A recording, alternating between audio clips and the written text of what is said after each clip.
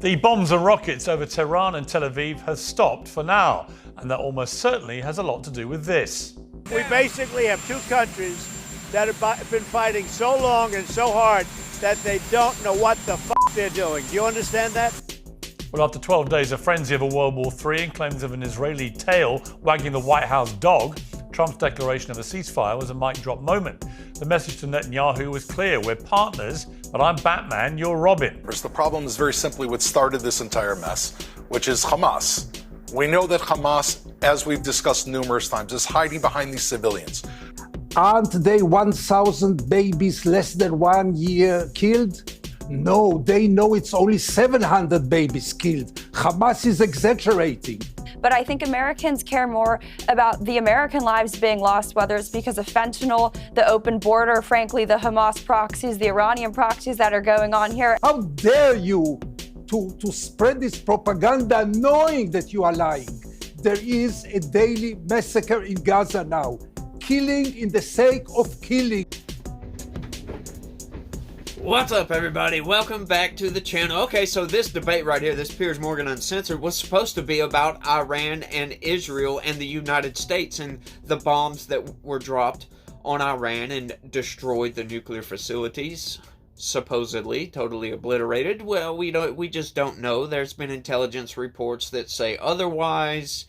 It's being refuted by the Trump administration, so we just don't know yet. We actually would need somebody to go in and inspect the place, but you know, how are you going to do that? So any reports that you hear out there in the ether, if you will, about this place being totally obliterated or, you know, oh, it's just insignificant damage, don't believe none of it, because nobody has been on the ground except for maybe Iranian individuals, and they're not sharing right now, so we don't actually have a report. I mean, you can do all the spy surveillance that you want to from satellites, and you can take all the pictures that you want, but it's not going to get to what's underneath. But, like I said, this was supposed to be about that, and it quickly devolves into Israel-Gaza, the Palestinian thing. But before we get into all that, I need y'all to smash that like button for me. Subscribe if you're new around here. Share this video anywhere and everywhere that you can. That would be greatly appreciated. Also, hey, do me a favor and look right below the video and click that join button. Sign up, become a member, help this channel explode and grow and expand so we can get the message out about how you guys are being manipulated by the corporate press, because that's what we do around here. We read the news, we figure out what's going on with politics today, and we give you the information. So y'all do all that for me, and without any further ado, let's get it, y'all. Specifically about what has been going on with these very large crowds of very animated Palestinians who've been lining up for the very meager amounts of food that are available to them. And I just thought it would be constructive, before I ask you about that, just to go through quickly how many incidents there have been since the end of May, specific to these lines of people who are queuing up for food, where there have been people who've been shot dead, and what the IDF said about them. So 28th of May, 1 was killed, 48 wounded. This is according to the Hamas-run Palestinian Health Ministry. The UN said that most of injuries were down to Israeli forces. The IDF said it fired warning shots, but not towards people. 1st of June, 31 killed, 200 injured. Again, the Health Ministry figures. Doctors said around 200 people arrived at hospital with gunshot and shrapnel wounds. The IDF called the reports false. 3rd of June, 27 killed, 37 wounded. Hospital director says 37 people arrived at a local hospital with gunshot wounds. IDF said troops fired at suspects, quotes, deviating from designated access routes. 7th of June, 6 killed, several wounded. The Civil Defense Agency said that there were 6 Palestinians killed by Israeli gunfire near an aid center. The Israeli military says it fired warning shots at suspects who approached them in a threatening manner. 8th of June, 4 killed. Again, the IDF said it fired warning shots at a group it deemed to be a threat. 9th of June, 6 killed, 99 injured. IDF said it was looking into the reports. 11th of June, 57 killed, 200 plus injured. The IDF said it's looking into these reports. 14th of June, 15 killed. IDF said they fired warning shots at a group they believe posed a potential threat. 15th of June, 26 killed, 117 injured.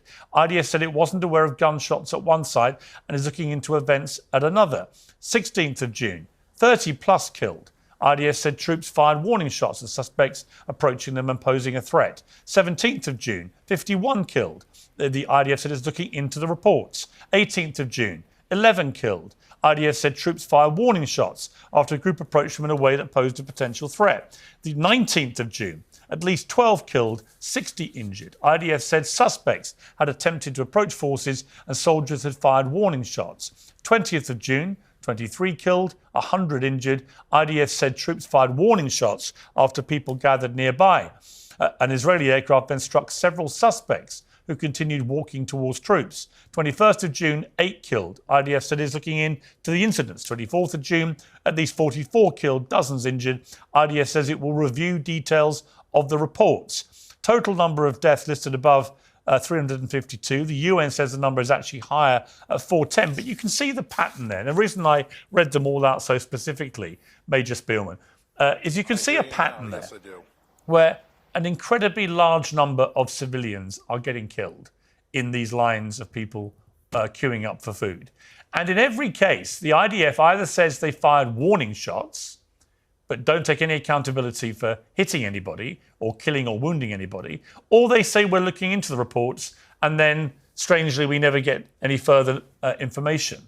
And at the same time, as I keep going on about, the IDF won't allow international journalists into Gaza at all unless it's in tightly controlled, very brief periods under their very tight control. So you put it all together, and pertaining to what Gideon Levy just said, there has been a series of appalling things happening while we've had our focus taken to what's going on with Iran. And I'm just not buying this argument from Israeli ministers that somehow none of this has anything to do with the IDF. Are you? Piers, I think once again we're going back to the situation in Gaza, which we know there's one problem in Gaza, and that problem would solve all of this. Beyond all the numbers, the problem is very simply what started this entire mess, which is Hamas. We know that Hamas, as we've discussed numerous times, is hiding behind these civilians. We know because Gazans have been posting on it, including the Shireen family. Gazans are filling Facebook, trying to get the word out to us that they have reported that 5 members of their family, Osama Shaheen, again and again, people are being killed by Hamas on their way to those food distribution points for one simple reason. Hamas wants to control the food in Gaza, and anyone that takes that food is possibly complicit, according to them, in partnering with the Israeli army. It's their voices we need to listen to. Regarding these numbers, I've looked online, the IDF has looked online, AP quotes the New York Times, that quotes the AP, that quotes somebody else. There's not a single picture, not a single video, not a single ratified source. The IDF is not out there just shooting randomly at people. We are trying to protect the health workers that are handing out the food, which, by the way, have given out 40 million meals over the last few weeks. But the problem here is essential. The problem is Hamas, as long as they are in Gaza, this is going to continue because they use humans as shields. The moment they leave Gaza, then this is all over. It's what we've been saying since the very beginning, Piers. Right, but just to be clear, of all of those incidents I laid out in detail, is your position really that the IDF didn't kill anybody? Again, I'm not at every single incident. I would assume if the IDF killed somebody or if we targeted somebody, we try to release that information as best we can to the press. There's probably never been an army in the most difficult situation of urban fighting, Piers, in the entire world. I'm sorry, had to face this before. With great respect, you and I both know that's complete claptrap. The IDF will do whatever it can not to admit that it's killing civilians. It constantly deflects. It constantly blames Hamas for all the deaths. And yet we have doctors, independent British doctors, who have been treating the victims, who all have been saying that actually most of these deaths and injuries have been caused by IDF. IDF admit they keep firing bullets. Either they're the worst shots in the world, or we're supposed to believe they're firing them all straight up in the air, or they are shooting at groups of people, perhaps believing they include Hamas, and they're killing people on a daily basis, it seems, and they're killing a lot of people. And I just think this idea that the IDF can just constantly obfuscate and just say we're launching a review, which then never comes to anything. Or we just shot bullets in the air and all these people fell over and had to be treated or died. It's for the birds. People are just not believing it anymore. And the reason I don't believe it is that the very simple way to verify it is to let the journalists in from outside into Gaza, and the IDF persistently refuses, at Netanyahu's instruction, to let any journalists in. So there's no way to independently verify this. We're then reliant on Palestinian journalists, many of whom have been killed, nearly 200 now, or we're reliant on doctors who paint a very different story to the one you've just painted. But at what point are you going to let journalists in? I'm not saying you personally, but at what point is the Israeli government going to let journalists in so that these things can be properly verified? Now, I will say my opinions on this matter have been fully fleshed out. The longtime viewers of this channel know exactly how I feel about this situation. I'm fully behind Israel on this, right? Like, they definitely have the right to exist. They definitely have the right to defend themselves, but, you know, they're taking it a little bit too far. There's way too many civilians dying. Now, when, you know, referencing the first part of that, when Piers was reading out that list of, you know, day after day after day, X amount of people dying, blah, blah, blah, blah, blah, blah, blah, I interpreted that way different. What I heard is a bunch of people approaching the IDF, getting warned about approaching the IDF, not saying anything, and then getting shot and killed. Like, this is ridiculous. Like, these people, it's like they intentionally did this. Like, something I just don't understand. Why would somebody intentionally continue to approach IDF soldiers if this is continuing to happen day after day after day after day? Continue to approach these people, suspiciously, that is, and just keep doing it over and over and over again. Like, you know, this whole situation where we have this asymmetrical war going on, you have terrorists embedded within a civilian population. How do you fight that? Right? Like, later on in this thing, they start talking about, you know, Israel and their strikes on Iran and their strikes on the Houthi rebels, and everything they're doing outside of Gaza is like perfect. They're doing a great job, right? They're minimizing civilian casualties, but right here in Gaza, it's just genocide. They just go into the whole genocide narrative. I don't buy into the genocide narrative, right? So why do we think that is? Like, some of these people, they just don't seem to think about their opinions very much. They don't do any deep dives on their own opinions, it seems like, because if Israel is doing such a good job here, and here, and they're all Muslim countries, right? But for some reason, they're just deciding to genocide this very specific group of Muslims.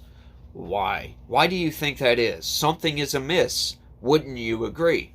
Like, it just blows my mind they don't ever think about this. Like, don't you think that if they could, they would conduct themselves the exact same way every single time? It would be perfect in Gaza if they could. But they can't, can they? No, not when your military is embedded with the civilians. You have no idea who the enemy is. You're giving out food. Hamas steals the food, right? Like, Hamas is committing atrocity after atrocity after atrocity, and nobody seems to point that out. They'll all say, oh yeah, I condemn Hamas, but Israel over here. They're pretending, they're acting like it's communism. You know, like the stories from communists, like, you know, the good upstanding citizen, when they decide to defend themselves against a criminal and, you know, accidentally kill that criminal or whatever it may be, defending themselves, the citizen goes to jail because they should have known better. They should have just let that criminal do whatever they want. That's where their opinion seems to go on this, you know, and it's shrouded in this whole genocide situation and hate for the IDF, and they're not anti-Semites, by the way. I just find it all very fascinating, but let's keep going because this gets pretty deep. Erupts in Gaza without any problem, so it's inexplicable that you won't let them in now.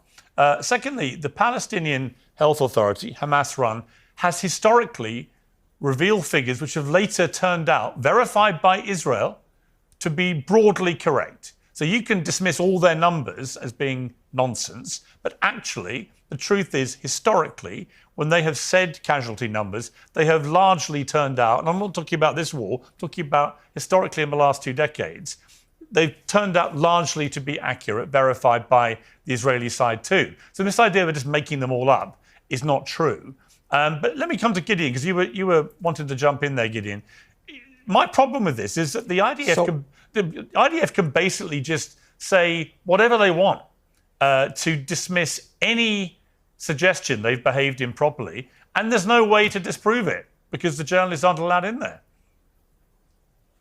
No, there are so many ways to disprove it because there are so many videos coming out of Gaza and very brave journalists who are still alive, who were not killed by the Israeli soldiers, still report, and you see the picture. First of all, I must remind ourselves that when the UN's agencies distributed the aid, there were no killed people. It all started with this monster organization of putting 2-3 stations in the Gaza Strip for 2 million people, almost as an experiment in human being, in starving human beings. And then comes the question really about the figures.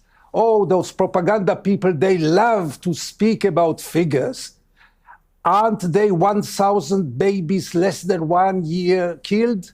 No, they know it's only 700 babies killed. Hamas is exaggerating.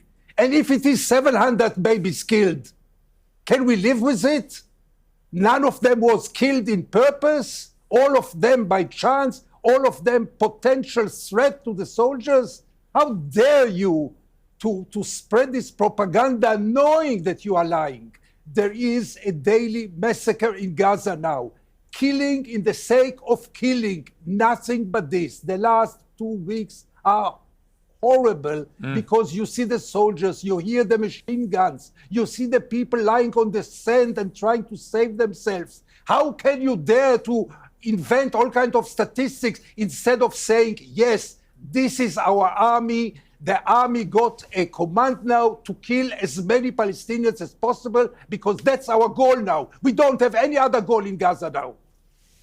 Natalie. Piers, can I respond to him? Okay. Let me go to Natalie first, then I'll come back to you.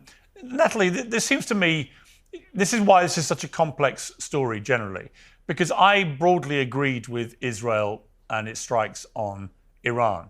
I agreed completely with the Hezbollah attacks using the pages. I thought it was a brilliantly sophisticated operation against a bunch of terrorists who've been attacking Israel for years. There are lots of things that Israel has been doing which I have no problem with. But this situation in Gaza is being conducted in a completely different manner. There's nothing surgical about it, nothing precise. It just seems to be an intent to demolish Gaza, to drive, according to the finance minister Smotrich, on the record, to cleanse Gaza of Palestinians. In other words, get them out. That is ethnic cleansing. That would be a war crime if that happens. It just seems to me that Israel, this big picture of the Israel-Palestine conflict, if Israel genuinely wants to forge relations with Saudi Arabia like it's done with other nations in the Middle East, it's never going to happen until they sort out what is happening in Gaza. And I don't understand the strategy. The hostages aren't being released. More and more civilians are being killed, making more and more people hate the Israeli government. And therefore, unfortunately, Israeli people get dragged into what their government's doing on their behalf. It makes the world dangerous for Israelis, for Jews. I just don't see what they're doing there, which is making any real sense. Do you? Yeah, I mean, I think through the fog of war, with what you're seeing going on in Gaza, I think we're already seeing the ramifications here in the United States. I think people certainly remember the really radical Hamas protests that we saw across college campuses, the people who were perhaps rightfully upset about what was going on in Gaza. I think you've seen really the rhetoric. I think the universities, they've really become the new flashpoint for that. But I think what it goes back to, right, when you talk about the MAGA movement, sort of their reorientation of global affairs, I'm not saying I don't care about what's going on in Gaza. That's not at all what I'm saying. But I think it's about priorities. And certainly there's a sect of Americans who are really, really animated about that issue.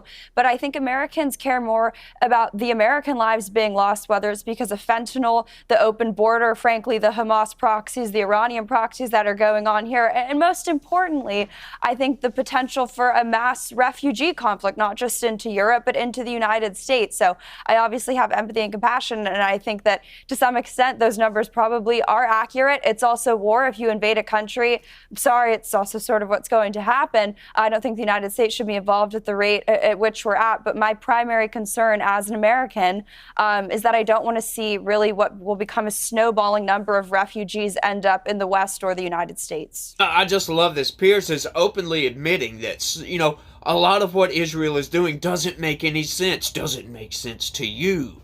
Now, once again, like I was saying in the last segment, if something tends to not make sense, what does that usually mean? That means somewhere along the line you have a fundamental misunderstanding about the underlying issue here, or you're missing information, or you have bunk information that is clouding your opinion.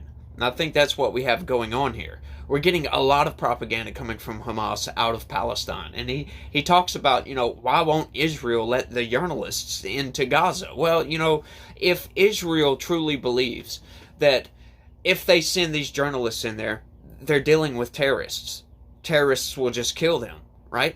Whether they will or not, if Israel believes that that would be just throwing their lives away, why would they not try to stop these people from going in? It's a war zone, for crying out loud. Maybe they're planning on striking a few locations.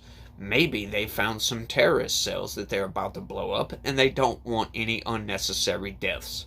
You ever thought about that? Just because there's unmitigated killing going on over here does not mean that they want to hide what's going on over here, you know, from the journalists or whatever.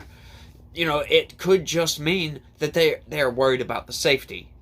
They don't want unnecessary deaths on their hands. They're already worried about way too many civilian casualties, like I always say. And it sounds like I'm kind of shilling for Israel a little bit. And I don't know, I can't help that because it's been so one-sided in this whole situation. You know, it's been Israel bad, Israel bad, Israel bad, Israel bad. And, you know, kind of getting sick and tired of it. Nobody ever argues the opposite, right? Nobody ever argues that, look, what we're dealing with right here is an embedded terrorist military, for goodness sakes, that are hiding in plain clothes among the civilian population. How do you deal with that? Like, seriously, like the United States dealt with that, and we had a lot of civilian deaths. It wasn't as bad. But I would just say to Piers that, you know, if you have any questions, something doesn't seem to make sense, maybe do a little bit a deeper dive into the information that you have. Maybe try to objectify yourself, get rid of all the noise, get rid of all the propaganda, and just look at the facts. Look at what we know for a fact, for sure, what we can gather from this situation, and then base your opinion upon that. Don't base your opinion upon, you know, the Palestinian Health Authority numbers, because we know for a fact that they have been over-exaggerating those numbers quite heavily, right? We know for a fact that the IDF has been under-exaggerating their numbers quite heavily. So it's like, you know, the truth usually falls somewhere in between what people are saying on either side of any sort of conflict. We have the fog of war. It's hard to make a certain determination from information that you get from both sides. It's really hard to do that.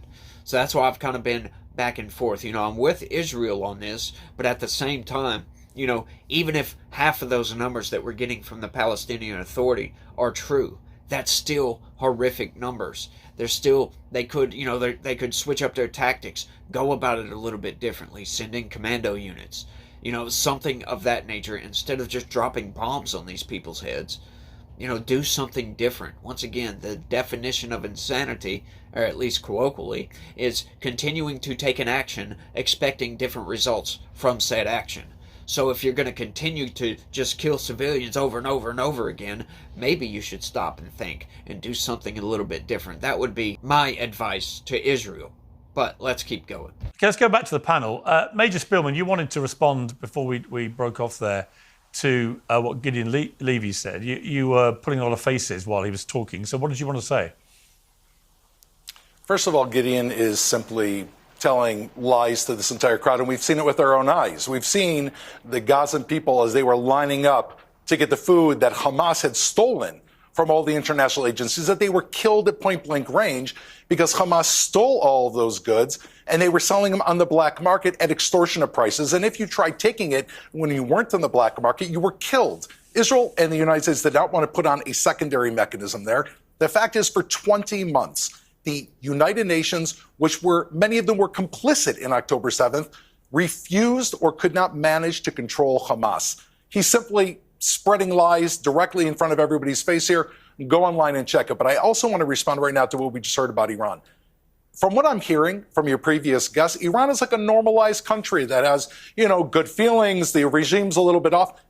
What are we talking about? This is Iran that had been racing towards a bomb, that had been enriching uranium, that since the revolution have been calling the United States the big Satan, that killed 241 Marines via Hezbollah in Lebanon, that just targeted U.S. assets, and that have been claiming have a countdown clock for the destruction of Israel. They are the largest state sponsor of terrorism in the world, and I think that we need to step back here and realize that what we're looking at is probably since World War II, there has never been a more justified or successful military mission than what Israel just carried out against the terror regime. But that's my point, though. For one reason. So look, we're not looking for an escalation, Piers. All right, but we only did it because there's a gun to our head and a time bomb ticking. But you just hit on the point I made earlier, which is I agree about the operation in Iran. I agree about the operation against Hezbollah. The thing I find completely incomprehensible is why Israel, through its government, continues to pursue a strategy in Gaza, which is making it a global pariah. I don't get it. I don't see any evidence of the hostages being released. In fact, if anything, you could say their lives are more endangered by this strategy. More and more of Gaza is being completely leveled. You've got members of the cabinet openly talking now about ethnic cleansing, not even trying to hide it, which I found completely horrifying. And I just don't understand why Israel is so keen to be so precise and so careful and so targeted in Iran and in Lebanon against its enemies, the regime in Iran, the Hezbollah terrorists in Lebanon, and yet so indiscriminate in the way it's going about its business in Gaza, knowing how many civilians are getting killed. And this sort of constant, every day, the idea of saying we're doing nothing wrong, it's the most moral war ever. And by the way, the ratio of terrorists to civilians, there's never been anything better than this in the world, in the history of urban warfare. But you can't actually tell me how many civilians have been killed or how many children have been killed. So how you can work out a ratio when you don't know those numbers is completely baffling to me. But you add it all up, and I just don't get it. For criticizing the government and for pointing this out, which a lot of people are thinking, I get called an anti-Semite, a Jew hater, all these stupid things. You're not an anti-Semite. You're wrong about Israel on many counts. You're not an anti-Semite. That was a ridiculous statement to be made. But you're wrong about many things. Right, yeah, but now, you weren't. Originally, you condemned October 7th. Yes. You used to condemn it. I still condemn it. And you would call everyone on the show. I respected it. Yeah. I know you do, but you would ask everyone on the show, do you condemn it? My question is, what does it mean to condemn? What are you condemning? What are your guests condemning? They're condemning that Israelis were killed. Well, they didn't die by natural causes. I know what I'm condemning. Well, let me be clear. Which is a terror regime. Let me be clear. Hang on. Let me be clear, because I haven't changed my narrative about Hamas one iota. They are a despicable terrorist group who perpetrated one of the worst terror attacks of modern times on the people of Israel. They murdered over 1,200 people. They kidnapped over 250 more, Holocaust survivors, babies. They burned people alive. They chopped them into pieces. They beheaded people. They went to music festivals and gunned down young people in the first flush of their youth at a music festival, and so on. I've made no pretense about my horror about everything to do with Hamas and the fact that they should never have anything to do with any government in Gaza going forward. I've never deviated one iota. Where I've deviated is in how the Israeli government is prosecuting this war, because it's not working. You're just not achieving the aims, which you set out to. All you're doing is making Israel more and more hated. We're not watching a movie here, Piers. This is not a video game. What we are looking at here, the same Hamas terrorists that charged over our borders that have no regard for human life, as you and I both know, they're not sitting in the open courageously battling Israeli soldiers on the open battlefield. They are, as we know, and I'm sorry to repeat it again, hiding in civilian areas because that is the only thing that can protect them. And therefore, the alternative, Piers, is that we just leave them in Gaza, which is exactly going to bring the next October 7th, which you are condemning and I'm condemning. So if we are condemning October 7th, it means making the very difficult decision that Israel's making to fight this war to the end until Hamas is destroyed, to move their civilian population, 1.5 million people, 1.8 million people, out of the way and try to eliminate a terror organization that are holding babies in front of them while the entire world, including you in many cases, say you're not going about it correctly. If you have another idea of how we can destroy Hamas without killing a single civilian, please sit down. I do have another idea. You and Prime Minister Netanyahu. I do have another idea. Wait, I'll make a meeting between you and Prime Minister Netanyahu, and it will become the Pierce plan to get everyone out of Gaza. But if that doesn't work, I can't go to sleep if they're still in Gaza. Here's my plan. You do what you did the last time you got the hostages out, right? In fact, all the hostages that have been released were released through diplomatic means, right? They were done through diplomatic channels. You know, it's my understanding, at least over here in the West, that we do not negotiate with terrorists. So what do you mean diplomacy on this? Like, I thought we already tried diplomacy with these people. I thought we've already taken that path. We've already went down that road, and it was pretty much fruitless. Yes, we got some of the hostages back, but we didn't get all of the hostages back. They violated the terms of the negotiation over and over again. So what do you do at that point? Like, my question on this is, why are these people still here? If they're in a open air prison, so to speak, and they're getting genocided, how come they haven't tried to flee? And once again, that would beg a bigger question. How come none of these other Muslim nations are coming to their aid? All they want to do is supply weapons, and that's it. They supply them weapons. There you go. We don't want you. Stay there, for crying out loud, and let Israel genocide you, quote unquote. But no, you can't come to our nation and live peacefully. What is up with that? Like, seriously, I know this question has been asked before, but, you know, it just boggles my mind. As this thing continues to go on, that question becomes more and more and more elusive. Nobody seems to have an answer for that. How come these other nations? How come diplomacy doesn't work? How come just dropping bombs on them doesn't work? How come nothing seems to be working? Like, the options for Israel, they're running out of options outside of just dropping bombs. Once again, folks, like, my option to just send in the commando units, I don't think they've actually done that yet. Like, sure, maybe on smaller scales for here and there, maybe attempts to get the hostages, blah, blah, blah, whatever. But, you know, not on a massive scale to try to eliminate Hamas with commandos. Sure, it's going to take a toll. But once again, you know, the whole Hamas, the PR campaign here, is to bring down Israel. They know for a fact that they're not going to be able to defeat Israel militarily. They're not going to be able to insurgent their way, if you know what I mean, to defeating Israel. That's just not going to happen. So how do you defeat Israel? You turn the world against Israel. They're doing a pretty good job, if you ask me. The PR campaign that Hamas has pulled off here has been spectacular so far. It is working. It's not completed yet, but it is working, folks. So, you know, I would say let's not buy into that campaign. Once again, I don't like war. I don't think the United States needs to be involved. I'm with Natalie on that. Like, what are we doing here? Well, you know, we're not really involved. Sure, if we sell weapons, I don't consider that involvement at all. We're just selling weapons. That's what we do. We have a large military-industrial base in this country. And, you know, that's just so happens to be what we do. We sell freedom bombs to people. There's been memes about that, but, you know, that's neither here nor there. But, you know, once again, getting back to the crux of the whole situation, what other options do we have? Let's keep going. Of a global pariah. To me, that is a catastrophic error of judgment by the Israeli government, right up there with Netanyahu years ago deciding it was a good idea to give Hamas billions of dollars. And to try and set up a divide and rule between them and the Palestinian Authority. So Netanyahu's made a lot of very bad errors here and will be held accountable for it at the end of this. But in answer to that specific question, how else should Hamas be removed? Hamas cannot be removed. Israel is trying now for 20 months to remove Hamas, and still the major is speaking about the terrorists who are hiding. Where is the IDF if after 20 months you didn't succeed to eliminate all of them? It's a small piece of land. Look what you have done in Lebanon so successfully. Because that's not the aim. The aim is much farther than this. But let me just make few remarks about what he has just said. The Hamas is hiding in civil concentrations. I live in a very peaceful neighborhood in Tel Aviv, surrounded by 3 military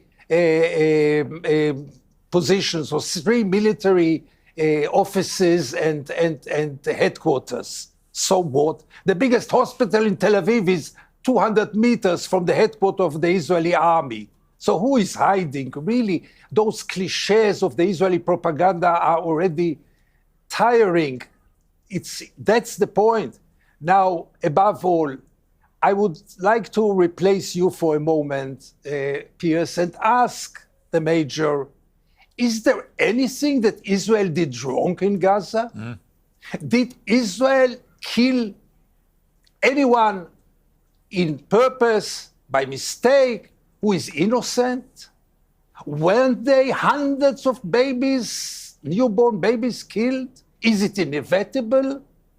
Do you really... I mean, it's an insult to speak about the Israeli army as a moral army. I'll answer your question. Of course, Gideon, I'll answer your question. Let me finish. In any war that is being fought in a insanely close-quartered urban combat against a terror army with multiple troops, of course there have been mistakes made. And if you look, the IDF admits mistakes. We admitted mistakes that happened with the medics, and it was extremely painful. And it came out, and we admitted it, and we've admitted other mistakes. And you've had commanders that have been demoted. However, Gideon, I want to say something to you. The fact that there have been individuals, of course there have been individuals that have made mistakes. In every war, there are individuals that make mistakes. Israel, as an army, calls for the elimination of Hamas, and I want to ask you a question. You say that Hamas cannot be defeated. So what I understand, Gideon, is that you want to raise a white flag. Hamas can't be defeated. Since it can't be done perfectly, we should go back into Israel, go back to sleep, so that Hamas can regroup and do what they do best. What do they do best, Gideon? No. What does Hamas do best? No. No, Gideon, I want to hear you say, what does Hamas do best? Okay. Gideon, Jonathan, you want to bring Hamas into the West Bank. What do they do best? They kill innocent Israelis, and they will do it again. If it was 1939, Gideon, you would be making peace with Hitler. You would be giving into Hitler's terms. You don't have the courage to stand up and fight our enemies. Okay. You don't have the courage to stand up and protect the Israeli people. You should be ashamed to call yourself Israeli. Wow. Sure. I was waiting, when will Hitler come into the picture? It took this time more than usual, because usually the Israeli propaganda uses Hitler just in the beginning. This time it's 50 minutes now until Hitler got in the picture, because Hamas is Hitler and Khamenei is Hitler. Everyone is Hitler, and therefore Hamas we have the is right Hitler. to do whatever we Khamenei want. is Hitler. Yeah. Okay, of course, do you not think that Hamas is similar to Hitler? I would love to understand this. Okay. This is really Hamas denying Hitler? the Holocaust. Is Hamas the Nazis? To call Hamas Hamas the Hitler Nazis? is denying the Holocaust. Shame on you. No, I accept Nazis the Holocaust, were and I only accept the that Germans Hitler and nothing has to be children. compared to this. Yahya Sinwar is the child of Hitler. And Khomeini is the child of Hitler. They all want to eliminate the Jewish people. Okay. And you come from a Holocaust family. And the fact that you cannot see this in the modern talking day, and you support of the Israeli enemies, propaganda, your no problem. own relatives are turning in their graves. You are a useful idiot for Hamas, and it is painful for me to say that. Okay. You finished all the talking points of the Israeli propaganda, so let me tell you. Hamas is not my cup of tea. As a matter of fact, Hamas victims are first of all the people of Gaza, who hates them, most of them. But Hamas cannot be replaced by force.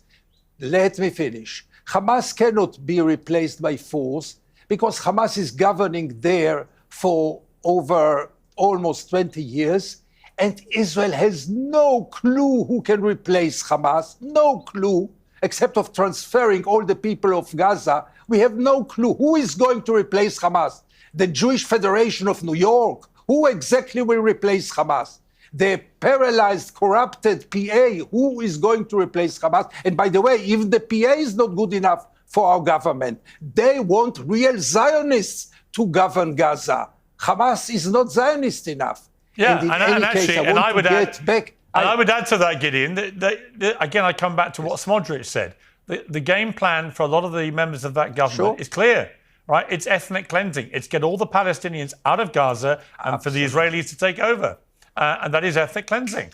You know, I have a key principle that I kind of guide myself when discussing issues like this is, you know, if the opposition, they offer up no solutions and they tell you that there's no resolution to this, that you're not going to be able to do anything to fix this situation, don't offer you a solution, that's disingenuous right there. They don't care about the underlying issues that are going on right here. This guy's talking about you'll never root out Hamas. And who do we replace Hamas with? Like, what? Those are two inconsistent ideas right there, my guy. Like, once again, there's no solutions here. Only more problems. That's all they give. Just leave Hamas alone. What? That's not going to work. That's clearly not been working. Once again, the definition of insanity here, my guy. Like, I just don't understand this. There needs to be a solution to this issue. Israel seems to be conducting a solution currently. Now, people may not like that solution, and it is kind of a horrific solution, to be honest with you, but it will resolve itself eventually. Ethnic cleansing, call it whatever the hell you want to. But, you know, if it was me, I would have tried to leave that place a long time ago. The fact that these people are still staying there, the fact that these people have still voted Hamas into power, the fact that the Palestinians themselves, if they're under this oppressive regime, that is Hamas. Why haven't they revolted against Hamas? Why haven't the people of Palestine revolted against Hamas and taken out Hamas themselves? If they're so oppressive, and Israel so oppressive, form yourselves a government, eliminate the threat, negotiate with Israel, and prove to them that you can govern yourselves. There you go. There's your two-state solution. But they don't offer that solution. No, because there is no solution, and that's not what the people of Palestine truly want. They want their land back. That's why they haven't left. And that would mean the dissolution of the IDF, the Israeli government, and that would ethnically clean Israel, pretty much. So, what do we have here? Where is the solution? It's an ethnic cleansing no matter which way you go, regardless. That's the only solutions that we seem to have in front of us, that we're presented with, is ethnic cleansing. So, once again, I beg the question to the comments section, which way do we go with this? Who has the rights to that land? Currently, Israel does. And I would side with Israel on that. That has been their homeland for thousands of years, not just since 1947, not just the past 50 years, or the past 1,000 years, or the past 2,000 years. Thousands of years. That has been where the Jewish people have resided. They've been conquered so many freaking times that history has lost count. They have been oppressed. They have been genocided. They are the most oppressed group in the world, for crying out loud. They win the oppression Olympics, for crying out loud. It's fascinating. But, you know, once again, that doesn't give them the right to oppress anybody else. So there needs to be a solution here. A two-state solution might work if we can get a government to actually govern the Palestinian people. I think if the Palestinians could show Israel that they would be peaceful neighbors, for goodness sakes, I think Israel would back off. Right? Like, it's the game of chicken on a kind of a global scale, like regional scale. We'll call it regional scale. Game of chicken. You know, Israel says if you can govern yourselves and show you'll be peaceful, we'll leave you alone and we'll stop oppressing you. And then the Palestinians say, leave us alone and we'll be peaceful.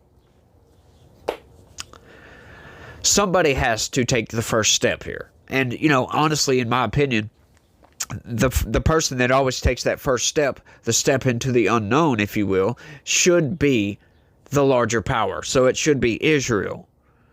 But I do believe they've taken that step before and it hasn't worked out so well for them. But once again, you know, lessons learned, lessons earned, if you will.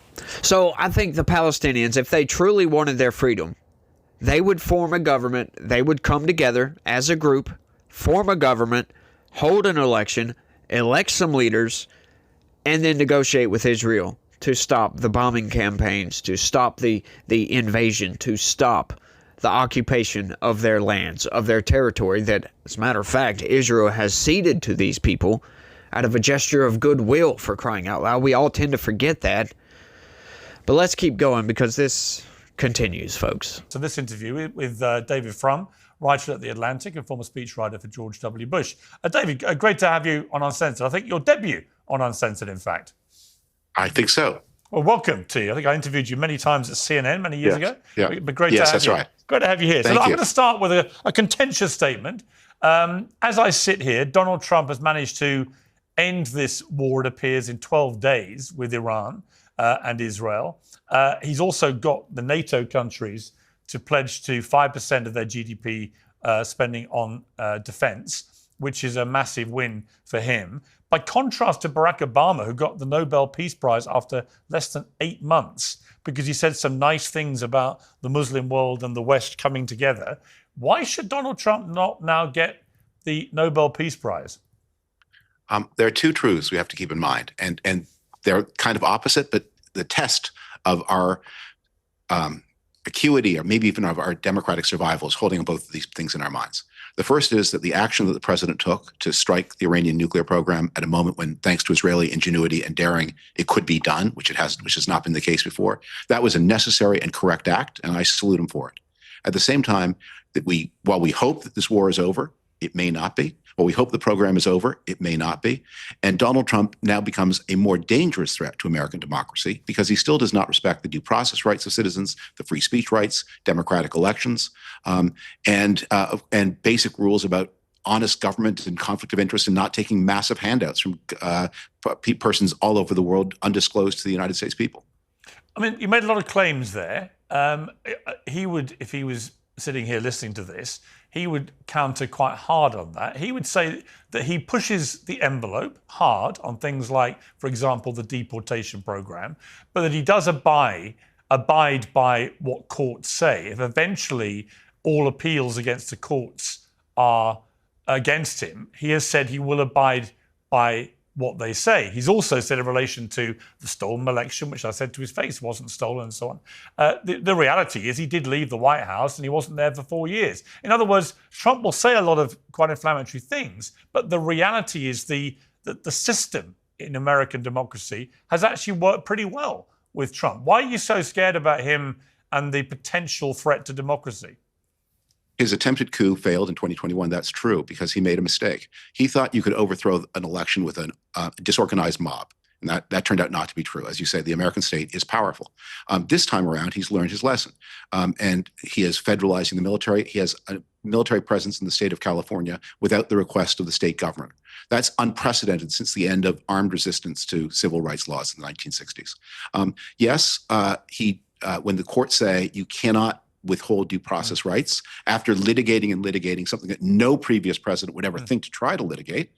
He says yes, but people around him are saying we're not sure we have to respect the due process rights. Yeah, but he is abiding by it, and we are seeing some of these decisions being reversed. We're seeing people who were deported returning. In other words, Trump will always push it to get what he wants, but if ultimately he faces a court order to bring them back, it's happening. Yeah, but this is kind of to borrow a phrase from the George W. Bush administration, which I served, the soft bigotry of low expectations. So congratulations, Mr. President, that when your attempt to do something illegal, immoral, unethical, unconstitutional is struck down by 3 levels of appeal, you don't at that point do what you're doing in the state of California and call out the troops. Congratulations. But actually, you know what the real test for a president is? You're supposed to obey the law automatically. It's not supposed to be something you litigate. That's not true. That's not true, David. It's perfectly normal for American presidents to challenge the law. It's perfectly normal. That's happened multiple times with every president. It's normal for them to litigate close cases. The question of whether a person born on U.S. soil is an American citizen, that's not a close case. The question of whether you can put a bag over the head of somebody and shove them on a plane and send them to El Salvador without any kind of hearing, that's not a close case. Presidents don't litigate those things because they don't try. Should the president take a $400 handout from the government of Qatar? That's not a close case. Should the president be operating a meme coin business, which has enriched him and his family by hundreds of millions, possibly billions of dollars from persons totally unknown, many of them foreigners? That's not a close case. These are not close cases. But none of these things have been proven.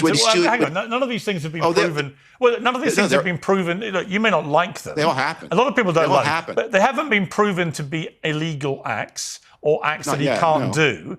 And I would also say No. the only thing that the left were able to stick on Trump in the end in terms of criminal activity was that he shuffled a bit of paperwork around to avoid being open about a one-night stand with a porn star, which frankly was an embarrassment for everybody involved, not Donald Trump. I thought that was just a pathetic waste of everybody's time and very demeaning that the first American president to be dragged through a criminal court was done over something so trivial. The reason John Adams' prayer, "Let none but wise and honest men rule under this roof," is inscribed in the White House over a mantelpiece, is because the presidency is so powerful that it's not much of a comfort to say, after the president has taken a series of bribes and it's litigated, until it is proven that these things are illegal, he will continue. By the way, they almost certainly are illegal. And by the way, the rule against receiving presents from foreign governments is in the Constitution. The president is not allowed to accept a gift from a foreign government without the consent of Congress. And this gift from the government of Qatar may be a gift, it may be extorted. It's not clear whether the Qataris wanted to do it.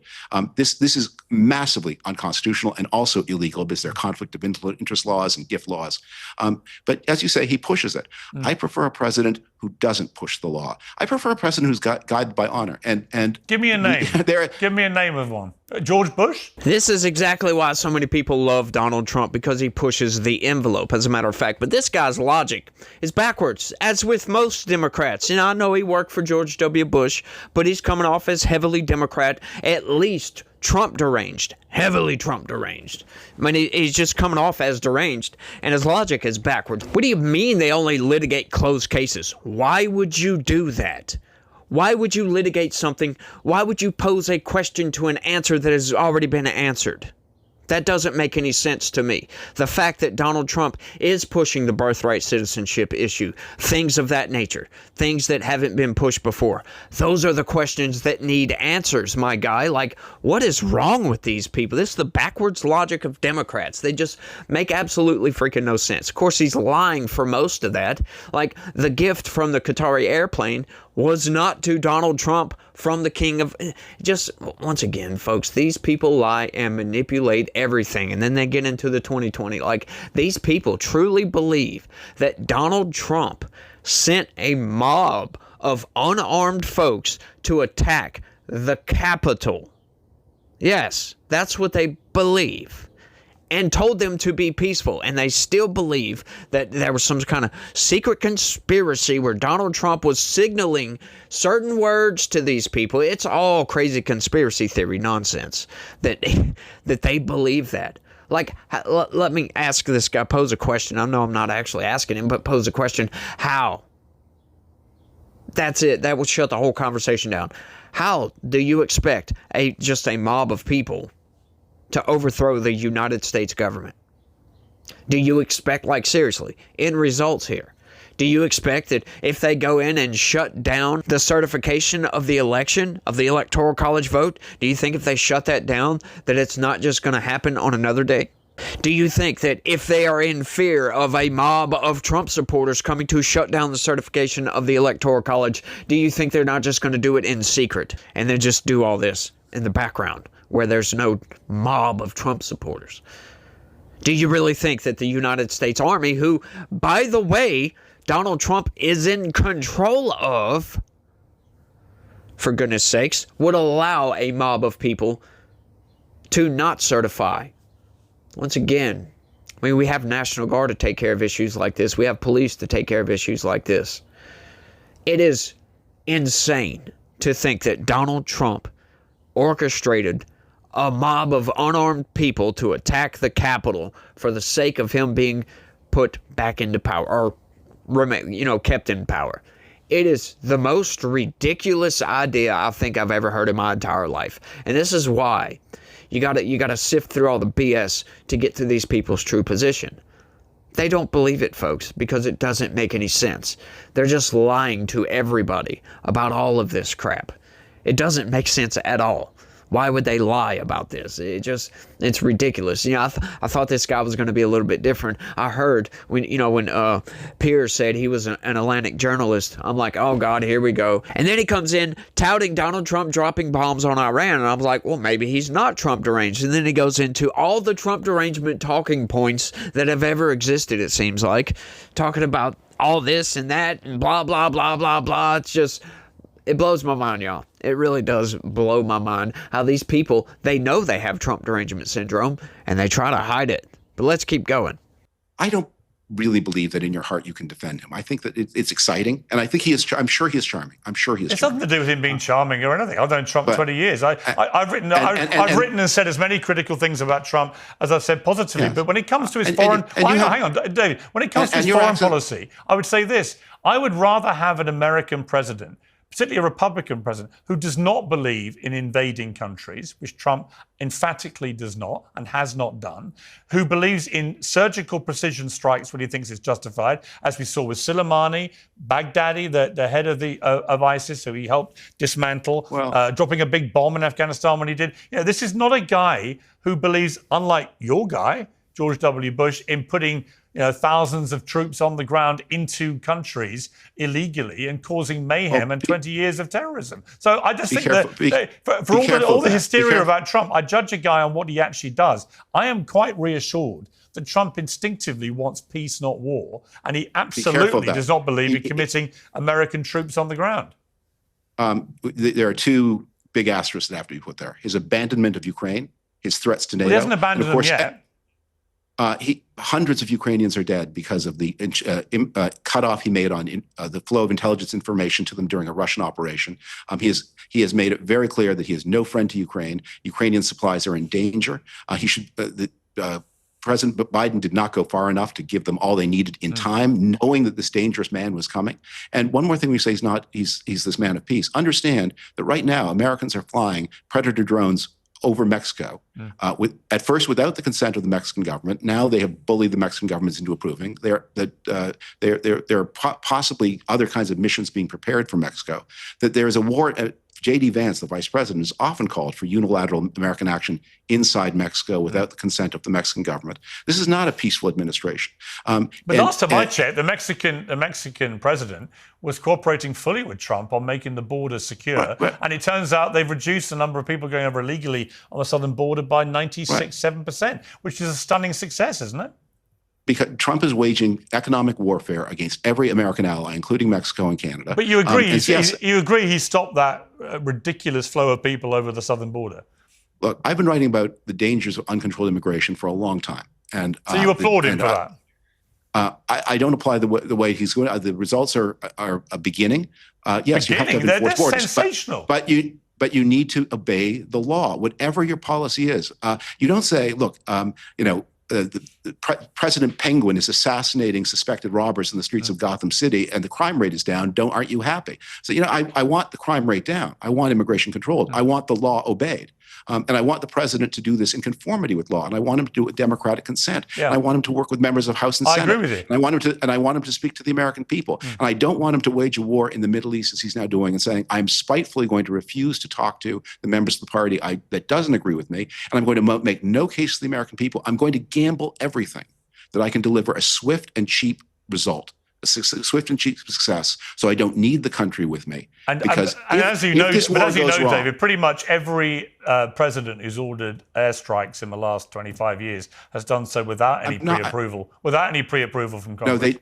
They go to the protocol of talking to the leading members. Obama of the House didn't. And Senate. He blitzed Libya without asking anyone. If it's cheap and easy and successful, you can do a lot. And if this mission is cheap and easy and successful, and I hope it will be, then none of the things I've talked about will matter. But if it's not, if he has to go back to Congress for a supplemental appropriation, if the Iranians find some way to strike back, if this war becomes protracted, the things he didn't do and the person he isn't capable of being, those are going to become expensive. So those are the two truths. That what has happened so far, I salute it. I hope for the best. But if it goes wrong, this is not a person who can lead the country through anything difficult because he doesn't care about consent and he can't mobilize the country. Okay. I don't really agree with that, but obviously, as always, the proof will be in the pudding. How does somebody get shut down on every single one of their talking points and they still believe them? Like, they still believe nonsense. They still believe lies. They still believe BS. Like, once again, he's talking about the drones that are flying over Mexico. Yeah, we don't need authorization from the Mexican government for that. Did we get authorization from the Yemeni government to fly drones and strike into their country? Huh? What is that? No, we didn't. Did we get the authorization from the Afghanistani government to do what we did in Afghanistan or Iraq or any of these places in the Middle East that we fly drones and strike people with our drones? No, we didn't, because they were labeled terrorist organizations. This dude is just nuts. These people are insane. They are so deranged with Trump, and I can't explain. It's kind of inexplicable, if you will. They just don't like the guy for some reason. Anything he does, they can't praise him for anything. And if they do, it's just because he dropped a bomb on somebody. It's because he's trying to go to war. And then they'll say, oh, well, war is bad. But Donald Trump was good for starting that war, of course. This is how you know these people are insane. They're just outright insane, and I love to watch these people expose themselves on TV, if you want to call it TV, you know, on social media or whatever it is, on your screens. But it's just fascinating, these debates back and forth about what Donald Trump is doing, pushing the envelope. Yes, this is a good thing. This birthright citizenship, that needs to be answered. Abortion, that needs to be answered. There are very deep questions pertaining to the 14th Amendment on both of those that need to be answered. Who is a person, for goodness sakes? Who do we have jurisdiction of? Who is allowed to become a citizen? You know, if you cheat our system and enter in our country illegally, stealthily, I might add, and have a baby for the sole purpose of anchoring yourself to this nation, should that person be allowed to play the game in that manner? In other words, cheat the system. Should we allow cheaters? Because that is what they are doing. Donald Trump's executive order is very specific to people that enter into this country illegally and then have a child and then attempt to anchor themselves to this country with that child. It's fascinating, y'all. Like, you know, I believe if the Supreme Court goes in the opposite direction on this, that, you know, what that'll do is it'll be bad PR for Donald Trump, but, you know, I'll be out here trying to set the record straight on it because, you know, the Democrats will take that and run with it. Oh, he's deporting American citizens.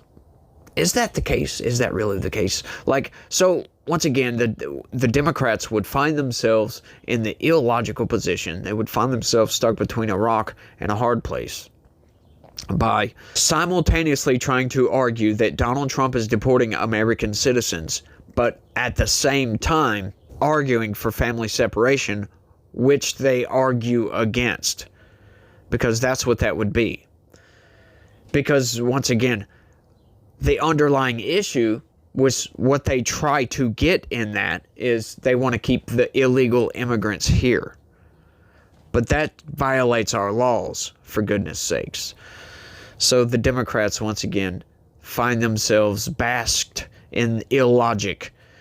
And there's no resolution to their illogic, except for to stop being so Trump deranged, stop being so ridiculous, and how about you let the executive branch enforce our laws, how they are written on the books. If you don't like those laws, change them. That's all I would say about that. Like, we need to be a country that has some sort of principles that we adhere to, right? All of our laws need to be applied equally across the board. If they're not enforced equally all the way across the board, we do not live in a principled nation. We do not live in a nation of laws. We do not live in a free country. If people are allowed to break the law, a certain class of people are allowed to break the law with no repercussions, we do not live in a free country. The Democrats constantly scream, nobody is above the law, except for politicians and judges. Democrat politicians, that is. They have no problems with the Biden administration going arresting Donald Trump, arresting Donald Trump's lawyers, and then calling it a criminal conspiracy. Oh, it was a racket.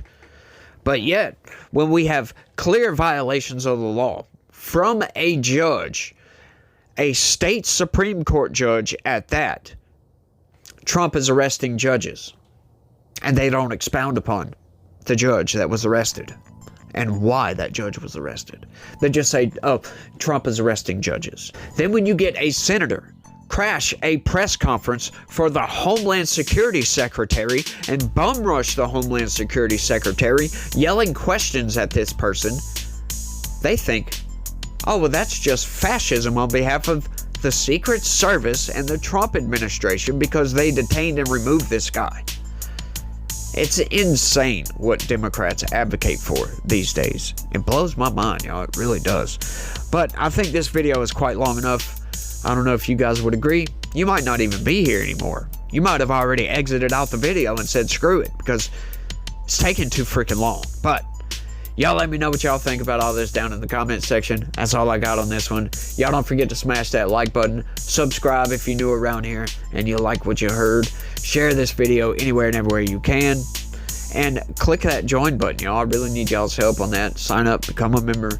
Help this channel, help this movement grow and explode and expand and do all the goobly god stuff. And y'all try to have a good day. Stay legitical. Peace.